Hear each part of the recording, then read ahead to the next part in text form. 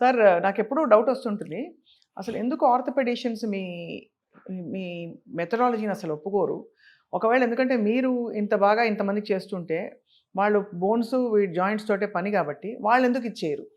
అంటే ఆర్థోపెడిషియన్స్ అని కాదు, ఆర్థోపెడిక్స్ కూడాను పాతకాలం నుంచి లేదు. ఆర్థోపెడిక్స్ ఎప్పుడైతే ఎంటర్ అయిందో జనరల్ సర్జన్స్ అపోజ్ చేశారు. అవును. ఏదైనా కొత్త స్పెషాలిటీ వచ్చినప్పుడు రిపల్షన్ ఉంటుంది. అవునవును. ఇద్దరు ముగ్గురికి నచ్చని విషయం ఉంటుంది. అంటే చాలా మందికి నచ్చకపోవచ్చు. ఒక ఇద్దరు ముగ్గురు రైజ్ అవుతారు, అరుస్తారు, ఇది పని చేయదు, ఇది అంత మోసం అది అని చెప్పి. మేము చేస్తాం కదా. మేము ప్రతి దాంట్లో ప్రతి అవునవును. సెగ్మెంట్లో ఉంటుంది. సో ఇది నార్మలే. ఈ హర్డల్స్ ఫేస్ చేయాల్సిందే, ఈ ఆటంకాలను దాటుకొని వెళ్ళాల్సిందే.